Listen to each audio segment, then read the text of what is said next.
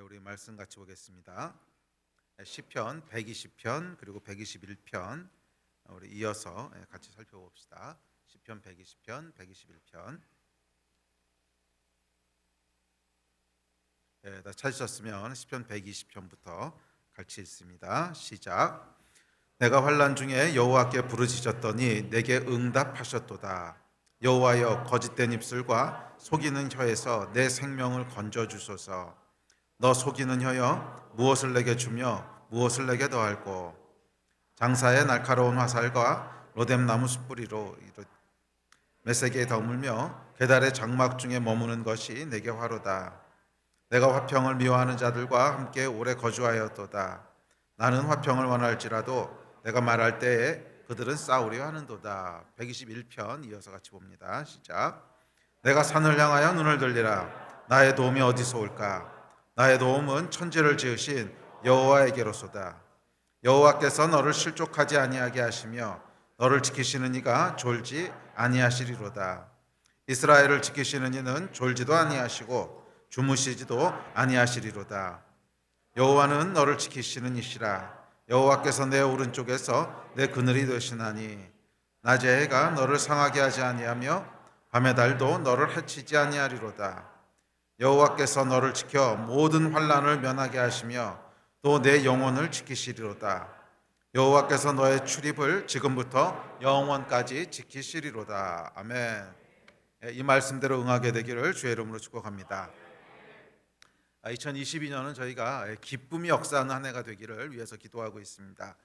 특별히 우리가 지난 번까지 다윗의 믹담으로 알려진 시편들을 살펴봤죠. 다윗의 믹담이라고 알려진 6편의 시편을 살펴보면서 다윗 영성의 진수가 뭔가, 다윗 영성의 가장 핵심이 무엇인가 하는 것을 살펴봤는데 시편 몇 편을 좀 이어서 더 살펴보려고 합니다. 그래서 이번에 살펴보려고 하는 시편은 시편 120편부터 시작하는 이 성전에 올라가는 노래라고 알려진 시편들을 좀 더 살펴보려고 합니다. 시편을 조금 더 살펴봐야겠다고 생각한 데는 이유가 있습니다. 제가 이 시편은 예배에 대한 책이기 때문에 그렇습니다.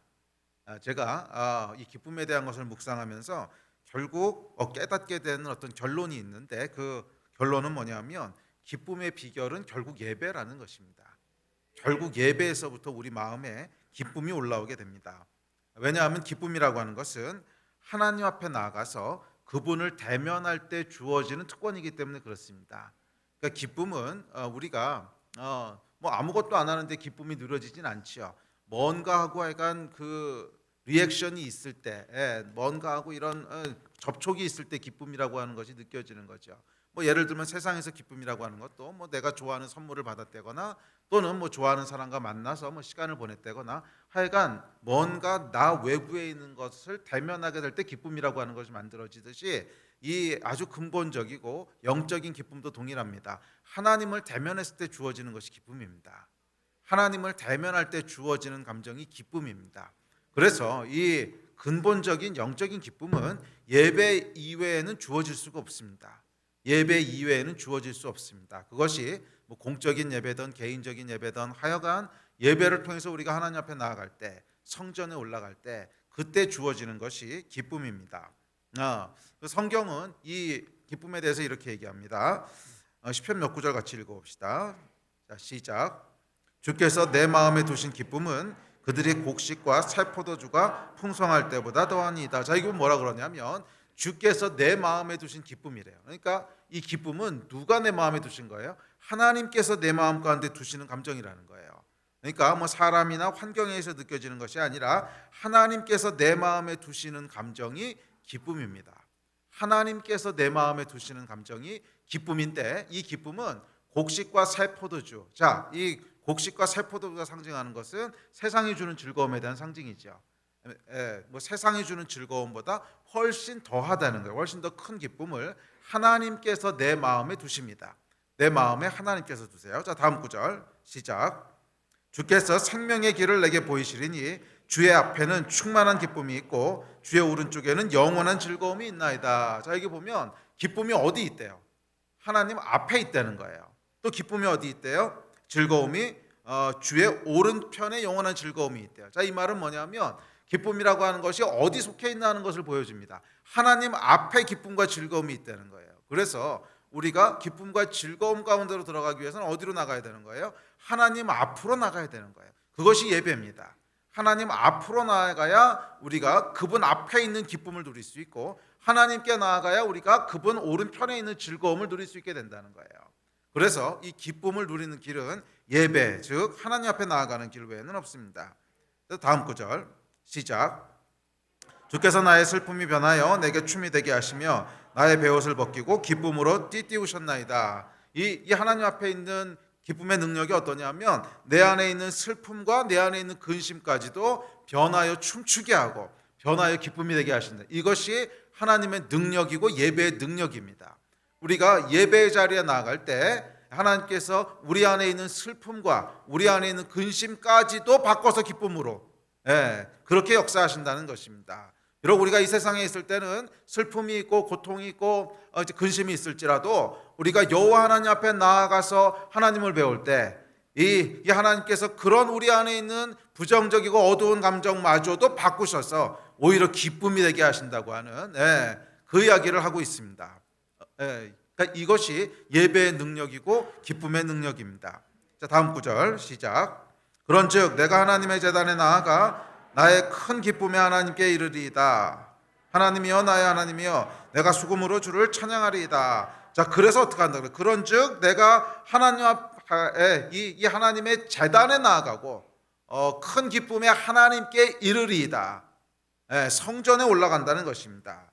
제단에 나아갈 때, 하나님 앞에 나아갈 때 큰 기쁨을 누리게 되고 또 하나님을 찬양하게 됩니다.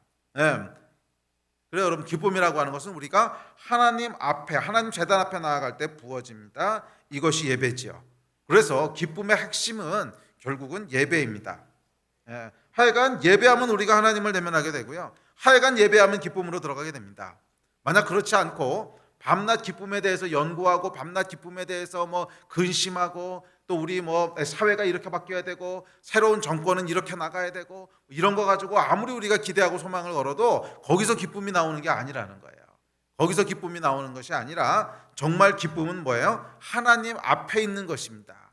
기쁨은 영적인 것입니다. 하나님 앞에서만 누릴 수 있습니다. 그래서 저희가 이 시편 120편과 또 121편을 통해서 예배에 이르게 되기를 기대합니다. 특별히 시편 120편부터 134편까지는 성전에 올라가는 노래라고 타이틀이 불려져 있는 시편들입니다. 무슨 뜻이냐면, 그 이스라엘은 절기 때마다 성전에 올라가야 되는 그런 이제 규례가 있지요. 그래서 6월절 때, 77절 때, 그리고 장막절 때 의무적으로 예루살렘에 있는 성전에 올라갔는데, 이 시편들은 그때 불려졌던 노래들입니다. 그래서 온 백성이 성전에 올라가는 절기에 성전에 올라가면서 불려졌던 노래들입니다. 그러니까 이 노래들의 주제는 뭐냐면 하나님 앞에 나아가는 것들에 대한 노래예요. 여호와 하나님 앞에 나아가는 것들에 대한 노래입니다. 그래서 우리가 이 말씀을 살펴보면서 2022년이 정말 예배 가운데 거하는, 또 예배 가운데 큰 돌파가 있는, 그 예배를 통해서 약속하신 기쁨과 즐거움들이 우리 가운데 누려지는 그런 한 해가 되시기를 주의 이름으로 축복합니다.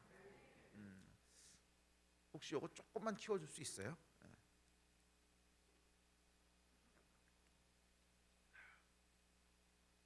자, 오늘은 저희가 시편 120편과 121편을 이어서 살펴볼 텐데, 학자들은 보통 이 두 개의 시편을 하나로 기록된 시편이라고 이해합니다. 이 장절 하는 거는 후대에 붙여진 거거든요. 이제 후대에 성경이라고 하는 책이 제법 두껍지 않습니까? 그러니까 어디를 같이 봅시다 이렇게 얘기하려면 하여간 뭔가 번호가 붙어 있어야 찾을 수 있으니까 몇 장, 몇 절 이렇게 붙인 것이고, 사실 원래 성경에는 장절 구분이 없죠. 그래서 시편 120편과 시편 121편은 사실은 하나로 이루어진 시편일 거다라고 학자들은 얘기합니다. 그러니까 내용이 그렇게 이어진다는 것이죠. 그래서 저희도 시편 120편과 121편 함께 살펴볼 텐데, 시편 120편은 하나님을 떠난 세상의 고통에 대해서 얘기합니다. 그리고 이어지는 121편은 그럼에도 불구하고 그 고통과 환난 가운데 소망이 되시는 하나님의 구원에 대한 것을 얘기합니다. 그래서 보통 하나일 거라고 생각을 하는 거예요. 시편이라고 하는 시가 그냥 고통만 얘기하다가 끝날 리는 없잖아요. 하나님 앞에 올려지는 예배가 고통이 있지만 거기서 구원하신 하나님에 대한 소망으로 보통 끝나기 때문에 그래서 시편 두 개가 아마 하나로 되어 있는 시편일 거라고 그렇게들 예상을 합니다. 자, 먼저 시편 120편부터 살펴보고 이어서 121편을 살펴보죠. 자, 1절입니다. 자, 시작. 내가 환난 중에 여호와께 부르짖었더니 내게 응답하셨도다. 자, 1절은 시편 기자가 그리고 이스라엘 백성이 성전에 올라가는 이유에 대해서 얘기하고 있는데 그게 뭐예요? 환난 때문이라는 거예요. 내가 환난 중에 여호와께 부르짖었더니 환난 중에 여호와께 부르짖습니다. 그래 여러분, 우리가 사실은 하나님 앞에 나아가는 이유는 생각보다 단순합니다. 그것은 우리가 하나님이 필요하기 때문이에요. 그렇지 않습니까?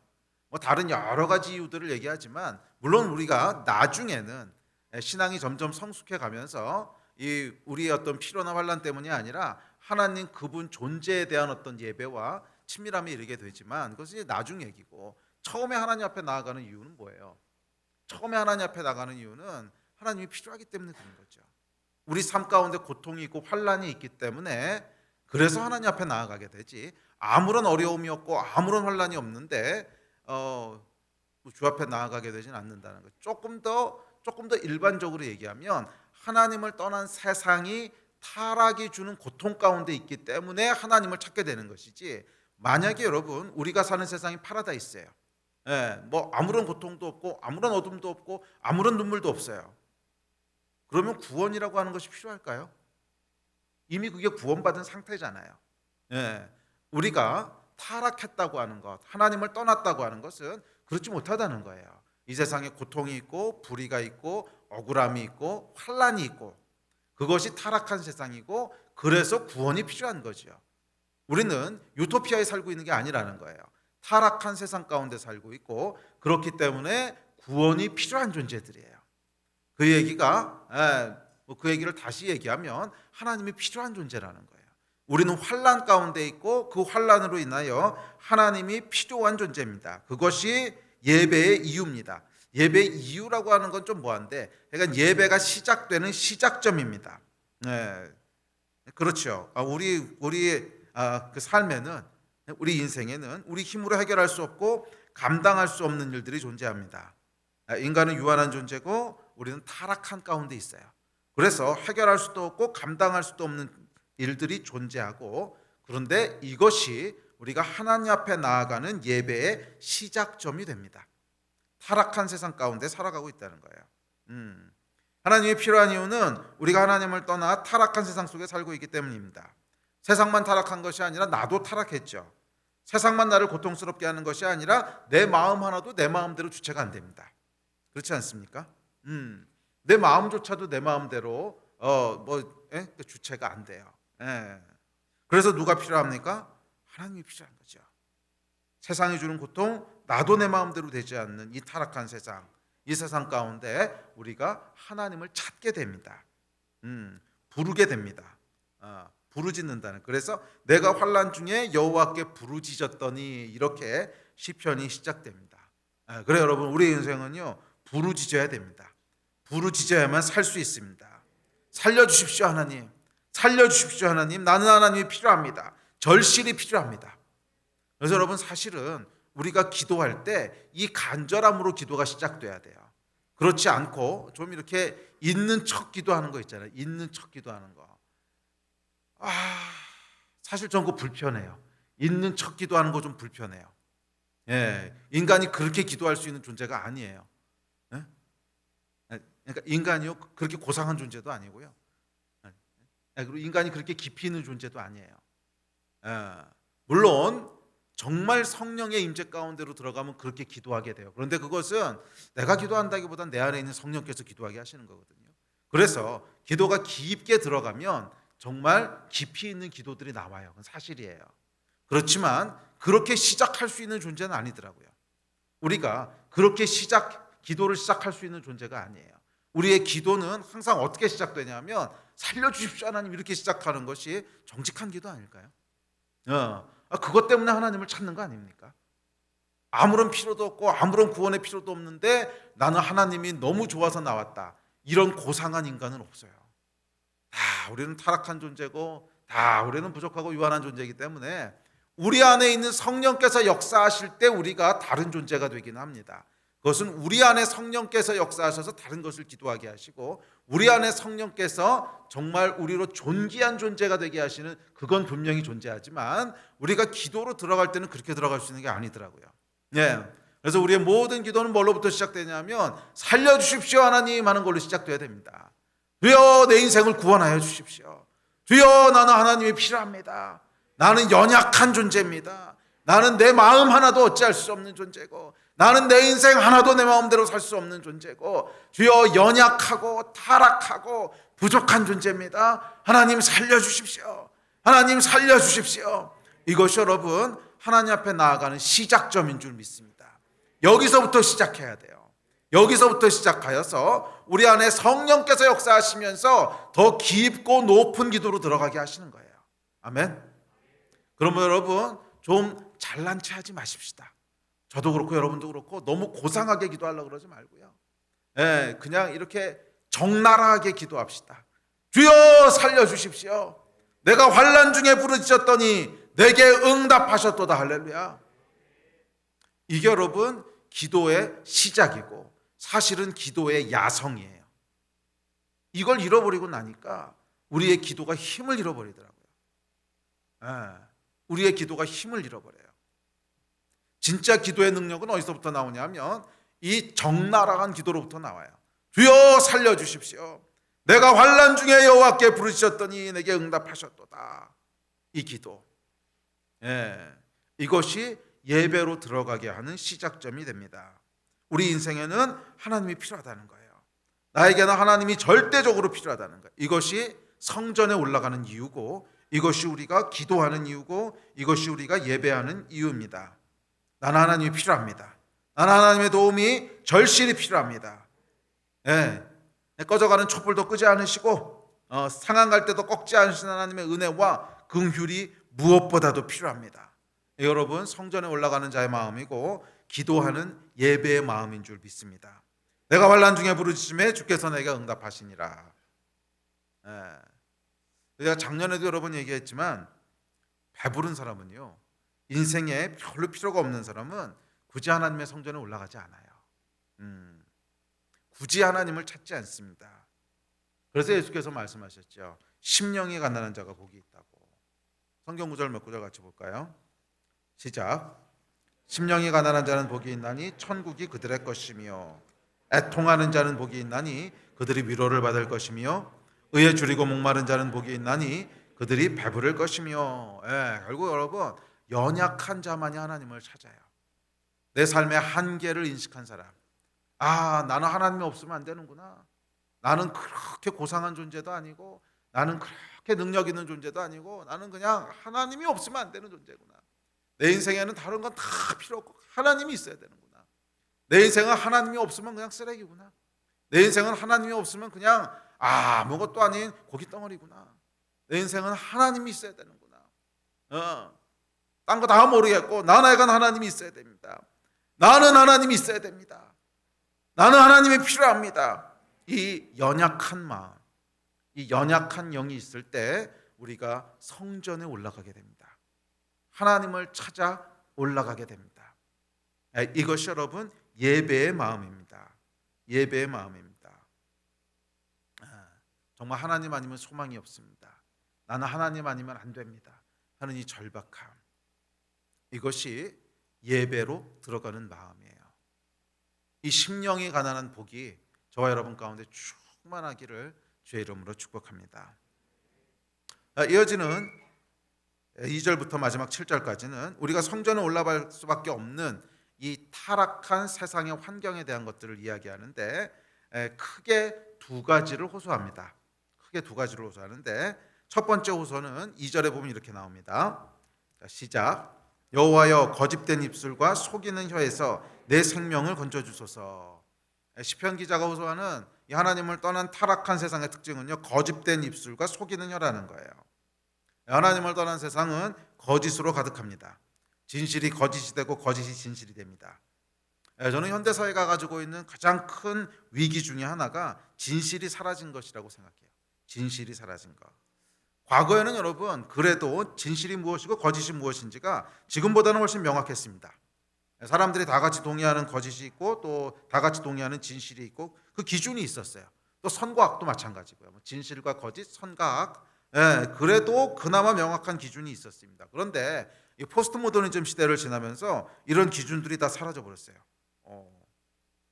다 사라져 버려서 사실은 악 자체가 우리에게 주는 고통보다도 무엇이 선이고 무엇이 악인지에 대한 기준이 없어져 버린 것이 더 큰 혼란이고 더 큰 고통을 주고 있습니다. 뭐 선과 악뿐만이 아니라 진실과 거짓도 마찬가지죠. 무엇이 진실이고 무엇이 거짓인지 기준 자체가 없어져 버렸어요.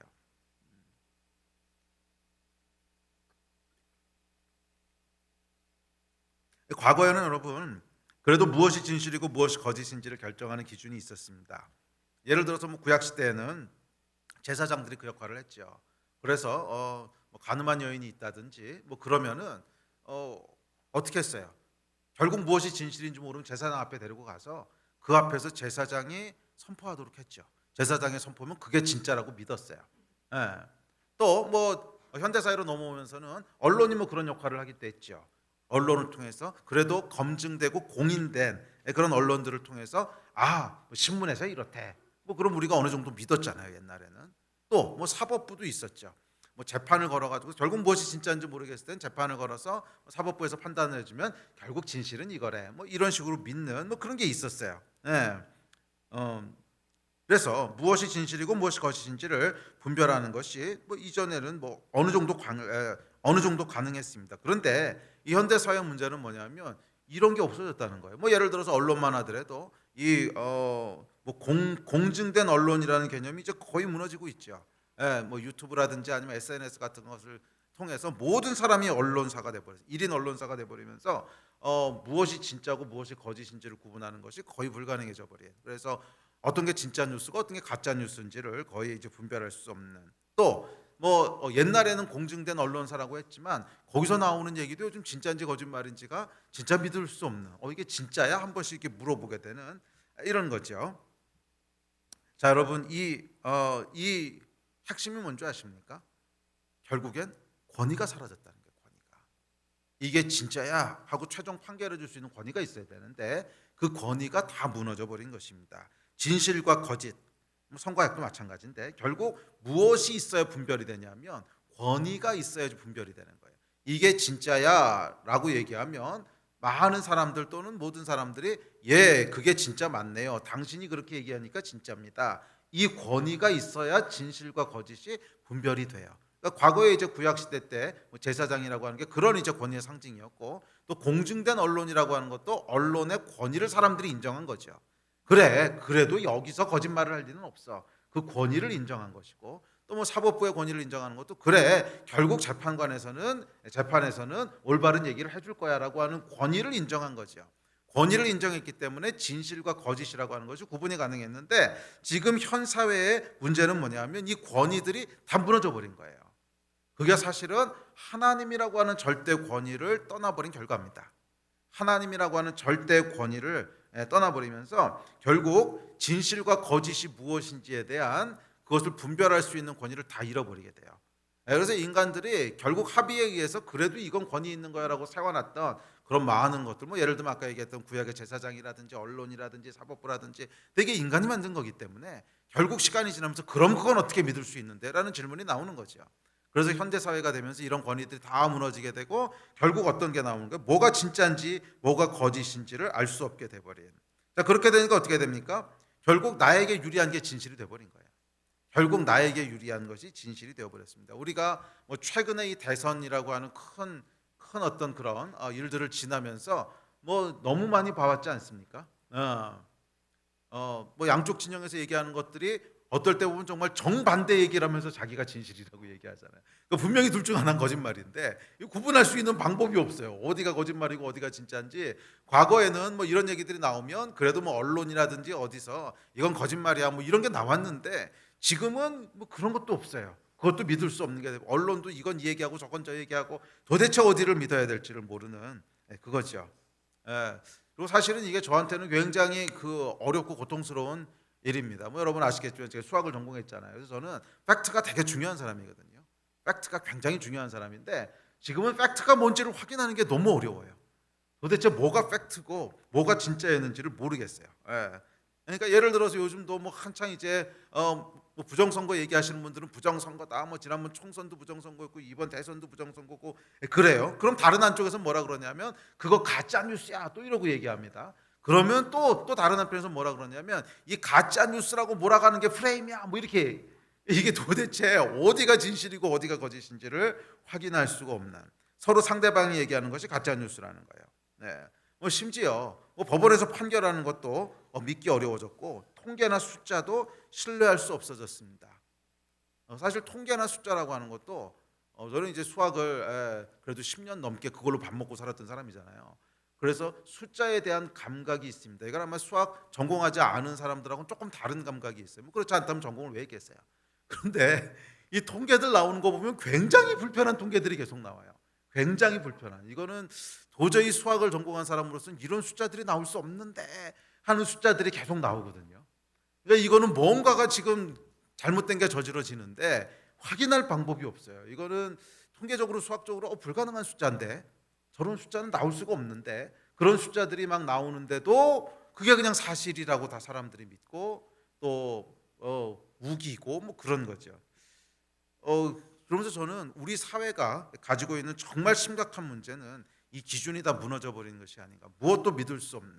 그러니까 사법부도 믿을 수 없고 숫자도 못 믿겠고 그렇다고 뉴스는 더 못 믿겠고 진실과 거짓을 분별할 수 있는 기준 모든 권위가 무너져 버렸습니다. 언론도 사법도 통계도 다 믿기 어려워졌어요. 무엇이 진실이고 무엇이 거짓인지 이제는 정말 판단할 수 없는 세상이 돼 버렸습니다. 그러고 나니까 진짜 눈 뜨고 코백하는 것 같은 세상인 거죠. 자, 이것이 얼마나 무서운지 당하는 사람의 입장이 되보면 정말 무시무시합니다. 저는 또 이 목회자라고 하는 그런 특성 때문에 코로나 시대를 지나면서 이전에는 경험해보지 못했던 압박들을 경험해봤습니다. 아마 여러분들도 물론 압박을 받으셨을 거예요. 뭐 크리스찬이라는 이름 때문에 교회 간다는 이름 때문에 좀 욕먹고 억울한 일 당하고 압박을 당하셨겠지만 목사가 어떤 압박을 받았을까 생각해 보셨습니까? 목사가 아마 여러분들이 생각하는 것하고는 다른 차원의 압박이에요. 이거는 전혀 다른 차원의 압박인데 그 실제로 제가 코로나 발생하고 2020년 1년 한 해 동안은요 집 교회 집 교회 집 교회 가택연금 돼 있었어요. 정말 집 앞에 있는 편의점을 한 번도 안 갔어요. 편의점을 한 번도 안 갔어요. 여기서 혹시라도 옮으면 교회가 끝장난다 이런 생각 때문에 그랬잖아요. 분위기 자체가 교회에서 이 코로나가 나오면 큰일 나는 분위기였거든요. 큰일 나는 분위기였기 때문에 아니 근데 교회에서 코로나가 나오면 왜 큰일이 나는 거죠? 뭐 전염병이 교회라고 안 들어오고 뭐 딴 데만 다니겠습니까? 사람 사는 곳이면 어디나 다 들어오는 건데 이게 걸리면 큰일 나는 거예요. 이 압박이 어떤지는 안 당해본 사람은 모를 겁니다. 거의 1년, 거의가 아니고 정확히 정말 1년 넘어를 집 교회에는 아무 데도 안 갔어요. 편의점도 한번 외식이라고 하는 건 생각도 해본 적이 없고요. 1년 넘게를 외식이라고 하는 건 생각해 본 적도 없고 사람 만나는 것도 생각해 본 적도 없고 그냥 집 교회만 1년을 왔다 갔다 하면서 편의점 한 1년 만에 들어가니까 눈물 날라 그러더라고. 이렇게 맛있는 것들이 있구나. 그래도 감사한 거는 쿠팡이 있어가지고서 정말로 피할 수 없는 만남 이외에는 안 했어요. 뭐 어쩔 수 없는 만남들이야 했지만 어쩔 수 없는 미팅들은 했지만 뭐 그것 이외에는 그냥 근데 이게 정말 이 압박이 얼마나 무서운지 뼈저리게 경험을 합니다.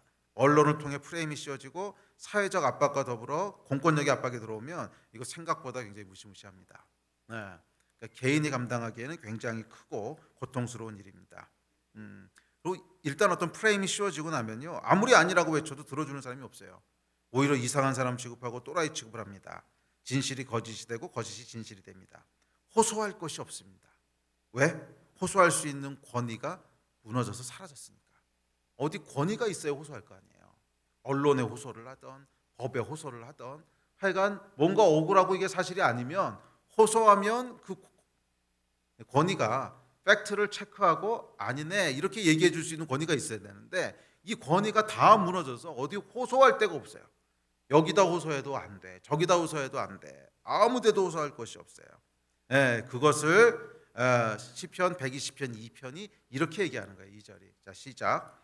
여호와여 거짓된 입술과 속이는 혀에서 내 생명을 건져 주소서. 이게 여러분 거짓된 세상 또는 참과 거짓을 분별할 수 있는 권위가 무너진 그 고통 속에 살아가는 시편 기자의 호소입니다. 여호와여 거짓된 입술과 속이는 혀에서 내 생명을 건져 주소서. 예. 이 고통이 얼마나 큰지 5절에서 이렇게 얘기합니다. 자, 5절 시작. 메색에 머물며 계달의 장막 중에 머무는 것이 내게 화로다. 새 번역에 보면 이렇게 번역했습니다. 시작. 괴롭구나. 너희와 함께 사는 것이 메색 자손의 손에서 나그네로 사는 것이나 다름없구나. 계달 사람의 천막에서 더부살이하는 것이나 다름없구나. 예. 고통스럽다는 거예요. 거짓된 입술과 속이는 혀 사이에서 살아가는 것이 이렇게 그 이방인들 가운데 나그네로 더부살이로 살아가는 것 같다는 거예요. 이게 여러분 무슨 말씀인지 아시겠죠? 이렇게 이방인들 가운데 또는 다른 족속 가운데 나그네로 더부살이라고 있으면 억울한 일을 당해도 호소할 것이 없어요. 예, 아니 호소해봐야 자기 민족 편을 들겠지 우리 편을 들어주겠습니까? 그러니까 이게 여러분 나그네 서름 아닙니까? 그런데 마치 그렇다는 거예요. 하소연할 것이 없다는 거예요. 예, 억울한 일을 당해도 뭐 하소연할 것이 없습니다. 누가 더부살이하는 사람의 말을 들어주겠습니까? 권위가 상실된 삶입니다. 자, 두 번째 고통에 대해서 이렇게 얘기합니다. 자, 6절 7절입니다. 자, 시작. 내가 화평을 미워하는 자들과 함께 오래 거주하였도다. 나는 화평을 원할지라도 내가 말할 때 그들은 싸우려 하는도다. 여기서 화평이라고 하는 것은 이 원어에 보면 여러분이 잘 아신 샬롬이라고 하는 단어입니다. 예, 샬롬을 미워하는 사람들과 오래 같이 있었다는 거예요. 내가 샬롬을 말하려고 해도 싸우려고 든다는 거예요. 하나님을 떠난 세상의 두 번째 특징은 뭐냐면 분노라는 거예요. 첫 번째는 거짓이고 두 번째는 분노입니다. 싸우려 하는도다. 그러니까 이것이 하나님을 떠난 세상의 특징이죠. 그런데 저는 오늘날 한국 사회를 이렇게 보면서 이 타락한 세상의 특징이 정말 어느 때보다도 아주 극명하게 드러나는 것 같아요. 이 거짓이라고 하는 특징 그리고 분노라고 하는 특징이 어느 시대 어느 사회보다도 더 명확하고 크게 드러나는 시점에 있는 것이 아닌가. 그래서 우리 사회를 이렇게 보고 있으면 사람들이 다 화병 걸린 것 같지 않습니까? 막 싸우려고 준비하고 다니는 것 같은 느낌들이잖아요. 뭔가 조금이라도 터져봐 내가 죽여버릴 거야. 막 이런 분노가 가득합니다. 한국 사회가 조금 더 그런 것 같아요. 물론 이거 하나님을 떠난 세상의 일반적인 특징인데 그래도 어떤 나라 가보면 사람들이 좀 여유 있는 나라들이 있는데 한국은 그런 여유가 정말 없습니다. 조금이라도 어떻게 붙으면 뭐 큰일 납니다. 그래서 여러분 한국의 그 층간 소음이라든지 주차 문제 때문에 살인 사건 이렇게 많이 나는 나라 우리나라밖에 없지 않을까요? 아니 층간 소음 때문에 살인했다는 거는 다른 나라에서는 거의 못 들어본 얘기고요. 주차 때문에 살인 났다는 얘기도 참 듣기 어려운 얘기인데 한국에서는 비일비재하게 일어나잖아요. 한국에서 비일비재하게 일어나는 그만큼 분노가 가득 차 있습니다. 사실 이 대선 과정만 봐도 그렇고 끝나고 나서의 반응을 봐도 그렇습니다. 제가 이제 대선 끝나고 나서 여러 사람들의 이렇게 반응들을 좀 보게 됩니다. 뭐 제가 아는 사람들 SNS에 올려놓은 글들도 좀 읽어보고 사람들 반응이 어떤 걸 이렇게 보는데 이 반응이 뭐냐면 분노예요. 분노. 반응이 거의 다 분노입니다. 자기가 지지했던 후보가 이긴 사람도 분노, 지지했던 후보가 진 사람도 분노, 다 분노예요. 이긴 사람들은 뭐에 대한 분노가 있냐면 이제 복수하자 이런 분노예요. 그렇죠? 지난 5년 동안에 우리가 숨죽이고 있었고 억울하게 있었고 이런 말도 안 되는 세상을 살았는데 이제는 다 잡아넣어 막 이런 분노, 그런 분노가 막 차고 넘치고요. 뭐 진 사람들 쪽에서는 말할 것도 없죠. 뭐 이쪽에서는 뭐 나라가 망했다 이놈의 개돼지들 너 어떻게 되나 보자 막 이런 그런 거죠. 그래서 이게 그냥 분노로 가득 차 있어요. 가득 차 있고 이런 정상적인 글들보다는 분노 때문에 쓰여진 글들이 압도적으로 많고 거기에 좋아요를 압도적으로 많이 눌러요. 거기에 좋아요를 압도적으로. 그러니까 누군가를 공격하는 말, 누군가를 죽이는 말, 뭐 그러지 말자라고 하면요 욕 엄청 먹습니다. 뭐 심지어 제가 살펴보는 것들은 그래도 어쨌거나 이제 믿는 분들 글들을 많이 살펴보죠. 예. 그래서 SNS에 올라오는 것도 보면 뭐 이제 목사님들이나 아니면 뭐 선교사님들이나 이런 분들 글들을 많이 보는데 거기 이제 기도하자라는 얘기들이 많이 나오는데 기도하자라고 하면서도 분노가 막 이렇게 글 속에서 막 그냥 나와요. 이렇게 칼을 갈면서 기도하자 그러는 게, 칼을 갈면서 기도하자 그러는 게, 예. 그 제가 한 글에서는 이제 목사님이시더라고요. 예. 한국 교회를 위해서 기도하자, 한국 교회 회복과 개혁을 위해서 기도하자고 하는 글을 읽는데 거의 쌍욕 직전이시더라고요. 쌍욕 직전이고 제가 막 이렇게 등에 소름이 막 돋으면서 저분 앞에 잘못 갔다가 내가 좀 두들겨 맞겠구나 막 이런 느낌이. 예. 그러니까 이 한국 교회 이 썩어 빠진 목사 새끼들하고 뭐 이런 거죠. 예. 그게 한국 교회를 다 망쳐놔서 이런 말도 안 되는 극우 세력을 만들었다 기독교를. 막 이거에 대한 분노가 그거 읽고 있다가 제가 와 아니 기도하자면서 이렇게 분노에 가득 차 이게 가능한가? 자 그렇다는 거예요. 자 이것이 여러분 시편 120편의 메시지입니다. 나는 화평을 원할지라도 내가 말할 때에 그들이 싸우려 하는도다. 우리 사회는 여러분 정말 분노에 가득 차 있습니다. 그래서 우리가 뭐 대선 때 우리가 기도했던 것은 여러분 거짓을 대적하는 기도를 많이 했죠. 그것이 뭐 우리가 여당을 위해서 기도하고 야당을 위해서 기도 그런 것이 아니라 그냥 거짓의 기초에서 선거가 이루어지지 않게 해주십시오. 거짓이 드러나게 해주십시오. 공명정대하게 선거가 이루어지게 해주십시오. 또 후보자들에게도 정직한 마음을 주십시오. 또 투표하는 사람들에게도 뭐 미혹되거나 속지 않고 잘 분별할 수. 그러니까 이것이 거짓을 대적하는 기도였다면 이 대선 후에는 저희가 분노를 대적하는 기도를 해야 될 것 같아요. 분노를 대적하는 기도를 해야 돼요. 분노로는 절대로 선한 결과가 나올 수 없습니다. 분노로는 절대로 선한 결과가 나올 수 없습니다.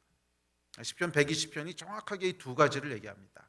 거짓이 주는 고통이 있고 분노가 주는 고통이 있다는 거예요. 타락한 세상, 이 하나님을 떠난 세상의 두 가지 다미넌트한 특징은 거짓과 분노라는 거예요. 그래서 우리가 이 대선 전까지 나라와 민족을 위해서 기도하면서 거짓에 의해서 돌아가지 않도록 계속 중보기도했다면 지금은 이 분노에 의해서 사람들이 움직이지 않도록 기도해야 될 때라고 믿습니다. 자, 이런 상황 가운데 오래 거주하는 것이 피곤하고 괴로운 일입니다. 그래서 아까 읽었듯이 5절에 이렇게 고백합니다. 시작.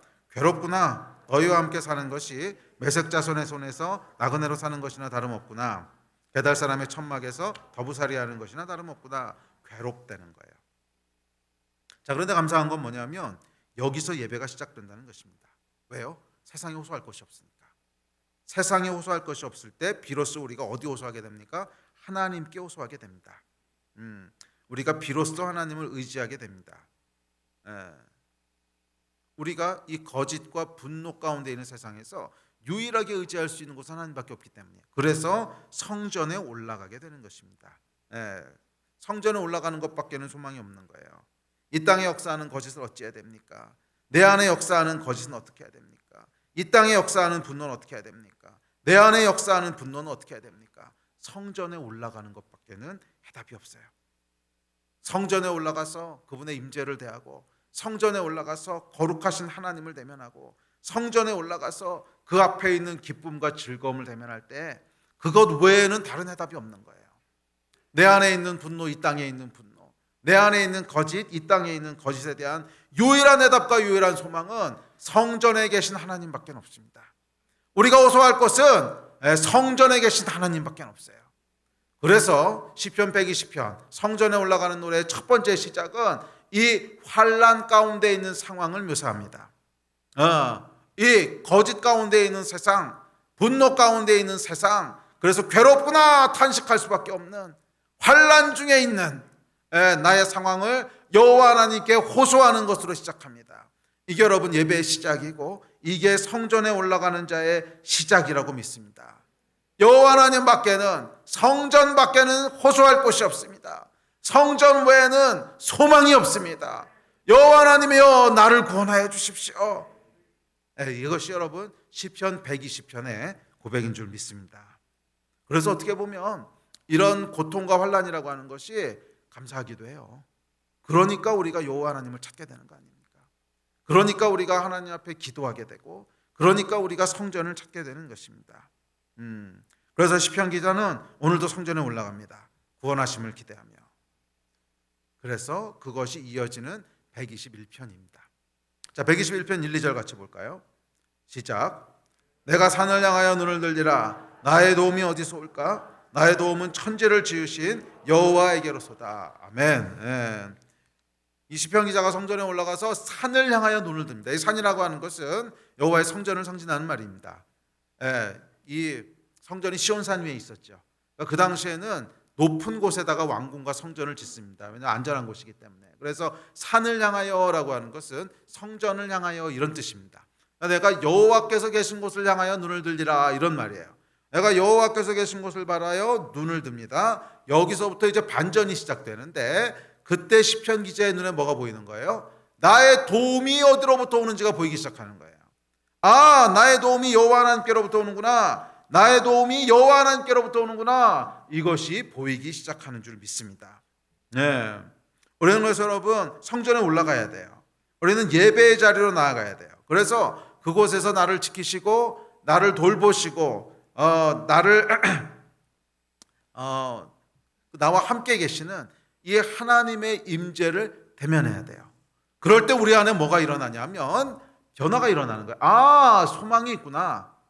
아, 아직도 이 땅을 지키시는 분이 계시구나. 여러분, 그렇지 않고 이 땅만 계속 바라보고 있으면 어떻게 되는 줄 아십니까? 거짓된 입술과 속이는요, 계속 바라보고 있으면 아무리 우리가 믿는 자고 아무리 우리가 뭐 성경적 가치를 어쩌고 저쩌고 얘기해도 우리 마음이요 계속 침체돼요. 계속 침체돼. 그렇지 않습니까? 계속 거짓된 것들이 돌아가고, 이 거짓을 어디다 호소할 데도 없고, 그럼 뭐가 올라오냐면 분노만 올라옵니다. 이놈의 새끼들 이거 다 뭐 쥐어 그냥 번개를 치셔서 막 그런 말이 나오든지, 아니면 자기가 원하는 후보가 당선이 되면 이제부터 그냥 다 때려 부수고 복수해, 뭐 이런 마음이 올라오든지, 하여간 땅만 계속 바라보고 있으면 우리 마음이 어떻게 점철되냐면 분노에 점철되는 거예요. 또는 거짓에 점철되는 거예요. 이 거짓, 그러니까 나도 그 거짓이 그냥 에휴 세상은 다 이렇게 사는 거야 그러면서 거기에 동화되든지, 아니면 그것 때문에 분노하게 되든지, 아니면 그것 때문에 절망하게 되든지, 뭐 이런 거예요. 근데 이 마음이 다 뭐냐면 굉장히 부정적인 마음들이에요. 분노하고 절망하고 포기하고. 여러분, 이 하나님의 공의와 정의는 분노에서 나오는 것이 아닙니다. 주의 공의와 정의는 긍휼과 사랑에서 나오는 것입니다. 그런데 타락한 세상만 계속 바라보고 있으면, 그래서 그것 때문에 고민하고 그것 때문에 속상해하고 그것 때문에 분노하고 있으면 우리 마음도 이 어둠에 그냥 점철돼 버리는 거예요. 그것이 연약한 인간의 현실입니다. 아니 여러분, 우리는 마음을 지켜야 됩니다. 결국 이 땅의 소망은 교회뿐인데, 결국 하나님의 통치가 흘러가는 것은 교회뿐인데, 이 교회가 하나님의 능력을 그대로 나타내기 위해서는 우리의 마음을 지켜야 돼요. 이 마음이 어둠과 분노로 흘러가면 안 돼요. 아무리 옳은 일이고 아무리 성경적 가치라 해도 그것을 분노와 절망으로 행해서는 안 됩니다. 그 제가 아까 소름이 돋았다고 하는 뭐 기도하자, 한국교회 계획을 해서 기도하자고 하는 글이 있다가 제가 제일 마음 가운데 섬뜩했던 게 뭐냐면 그 말이 다 맞는 말이라는 거예요. 다 맞는 말이에요. 틀린 말이 아니에요. 다 맞는, 구구절절 맞는 말이에요. 그런데 쌍욕이 나오려고 하는. 그렇죠. 너무 속상하니까 그런 말이 나오겠죠. 아니 여러분, 뭐 성경적 가치를 하고 뭐 정의를 실행하고 이 땅 가운데 공의를 흘려보내고 다 좋은데 분노에서 나와서는 안 돼요. 부정적인 데서 나와서는 안 돼요. 그것은 정말 이 땅을 사랑하신 하나님의 긍휼과 사랑과, 그래서 이 마음이 어디로부터 나와야 되냐면 기쁨과 샬롬과 소망에서부터 나와야 돼요. 아멘. 그럴 때 하늘의 능력이 나타나는 거예요. 부정적인 마음에서 나와서는 아무리 성경적이고 아무리 맞는 말이라 할지라도 그 위에 능력이 나타나지 않습니다. 하늘의 능력은 어디서부터 나타나냐면 우리 마음 가운데 하늘에 있는 것들, 기쁨과 평화, 샬롬과 소망과 이런 것들이 역사하기 시작할 때 거기서부터 능력이 나타나는 줄 믿습니다. 그래서 여러분, 결국 예배가 생명이라는 거예요. 예배가 죽으면 아무런 능력도 나타날 수가 없어요. 아무리 옳은 말을 하고 아무리 바른 말을 해도 거기서부터 능력이 나타날 수 없어요. 성경적인 개혁을 합시다. 뭐 그래서 그 개혁을 다 이룬다고 할지라도 결국 그것이 또 다른 분열을 만들어낼 뿐이고 또 다른 폭력과 또 다른 분노를 만들어낼 뿐이고 결국 이 하늘의 능력과 하늘의 역사는 우리 안에 기쁨과 소망과 샬롬이 역사할 때 그때 그 능력이 풀어지는 줄 믿습니다. 이 대선이 끝나고 나서 사람들의 반응을 보면서 지금은 어느 때보다 하나님의 샬롬이 필요하다는 마음이 듭니다. 지지했던 후보가 당선된 사람들도 그렇지 못한 사람들도 모두 분노에 휩싸여 있습니다. 그리고 참 흥미로운 게 뭐냐면 여러분, 양쪽 모두 정의와 공의를 얘기한다는 거예요. 양쪽 모두 정의와 공의. 이 사람이 이기는 게 정의라는 거예요. 이 사람이 이겨야만 하나님의 공의가 쓴다는 거예요. 뭐 세상에서 그렇게 얘기하면 모르겠는데 교회 내도 똑같아요. 크리스천들 사이에서도 이 사람이 이겨야만 하나님의 뜻이 이루어지고 공의가 일어나는데, 근데 이쪽 똑같이 얘기해. 이 사람이 이겨야만 하나님의 공의가 일어나고 정의가 실현되는데 똑같이 얘기해. 이 사람이 됐기 때문에 우리나라는 망할 거야. 똑같이 얘기해. 이쪽에서도 아니야. 저 사람이 됐기 때문에 똑같이 얘기해요. 그러니까 한쪽에서는 이 사람이 됐기 때문에 하나님의 역사고 정말 하나님이 행하신 일이고 우리나라를 구원하셨다고 얘기하는데 또 한편에서는 그 사람이 됐기 때문에 하나님이 우리나라를 버리셨고 그 사람이 됐기 때문에 우리나라는 이제 완전히 망했다. 저주를 받았다는 뭐 이렇게 근데 정말 이렇게 얘기하거든요. 정말 극과 극에 똑같이 공의와 저주, 똑같이 하나님의 뜻이라는 걸 얘기합니다. 양쪽 모두 그래요. 그래서 한쪽에서는 그동안 억울하게 행해졌던 모든 불의를 바로잡아야 된다. 막 그런 공의를 얘기하고 또 한편에서는 이런 부패한 세력을 다시 대통령으로 뽑은 개돼지들 때문에 나라가 망할 거야. 모두 정의와 공의를 얘기합니다. 근데 문제는 뭐냐면 그 뒤에는 감정들이에요. 그 뒤에 있는 감정들이 다 분노예요. 아니 여러분, 분노의 감정으로는 우리가 하나님의 공의와 정의를 얘기할 수 없어요. 분노의 감정으로는 공의와 정의를 얘기할 수 없습니다. 분노가 역사하는 것은 사실은 마귀의 역사예요. 분노가 역사하는 것은 사실은 마귀의 역사예요. 거기에 여러분 소망이 없습니다. 적어도 우리 하나님의 백성들은 다른 동기로 움직여야 됩니다. 다른 동기로. 그것은 하나님의 사랑과 하나님의 긍휼과 거기에 기초한 공의예요. 거기에 기초한 공의. 아멘이십니까? 그리고 이 능력이 어디서부터 옵니까? 예배로부터 오는 거예요. 성전에 올라갈 때, 여호와 하나님 앞에 나아갈 때, 주 앞에 있는 기쁨과 주의 오른편에 있는 즐거움과 그 하늘에 있는 샬롬이 우리 가운데 부어지기 시작할 때, 세상을 초월한 기쁨과 샬롬이 부어질 때, 그때 우리가 비로소 이 타락한 세상의 저주에서 벗어나서 정말 하늘의 능력을 이 땅 가운데 풀어놓게 될 줄 믿습니다. 아멘. 우리 함께 기도합시다. 우리 예배팀 앞으로 나오시고요. 그리고 이 일의 시작이 뭡니까? 예배예요. 예배. 저는 오늘 밤 기도할 때 우리 각 사람이 성전에 올라가는 시간이 됐으면 좋겠고 또 이 땅에 있는 교회들 가운데 예배가 참으로 회복되기를 위해서 기도했으면 좋겠습니다. 예배가 회복된다고 하는 것은 단순히 예배에 참석하는 숫자가 많아진다는 것이 아니라 그 예배를 통해서 하나님을 대면하는 그 예배를 통해서 하나님이 여기 계시구나 하는 그 임재가 회복되고 우리 하나님 앞에 있는 샬롬과 우리 하나님 앞에 있는 사랑과 긍휼 그리고 하나님 앞에 있는 무엇보다도 기쁨이 우리 안에 회복되는 것입니다. 그게 여러분 예배의 회복 아니겠습니까? 우리 함께 좀 기도합시다. 우리 자리에서 일어나서 기도합시다.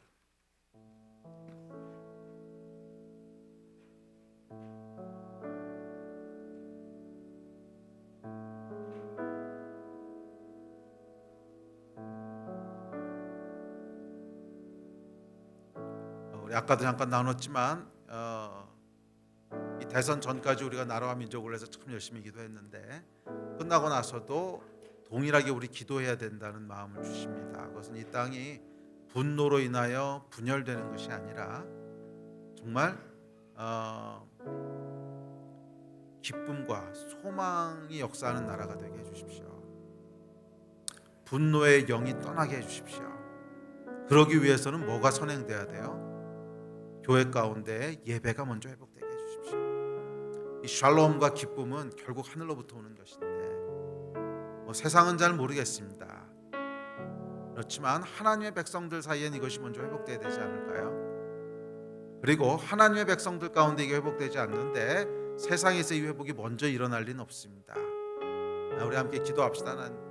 기도할 때 주님, 이 땅의 교회들 가운데 예배가 회복되게 하여 주시고 그 예배를 통하여 하늘의 기쁨과 하늘의 샬롬이 먼저 회복되게 하여 주시고 그래서 진보든 보수든 관계없이 우리 안에 정말 하나님이 주시는 그 공의와 하나님이 주시는 기쁨과 하나님이 주시는 소망과 우리 하나님이 주시는 사랑과 긍휼의 마음 가운데 이 땅에 거룩한 하나님의 나라를 세워가게 하여 주십시오. 분노와 거짓이 역사하는 사회가 아니라 정말 사랑과 그리고 진실이 역사하는 사회가 되게 해주십시오. 그런 나라와 그런 민족이 되게 하여 주십시오. 교회 가운데 예배가 회복되게 하여 주십시오. 성전에 올라가는 역사들이 있게 하여 주십시오. 이 일을 위해서 우리 같이 주여 3번 부르짖고 우리 합심해서 기도했으면 좋겠습니다. 기도하시겠습니다. 주여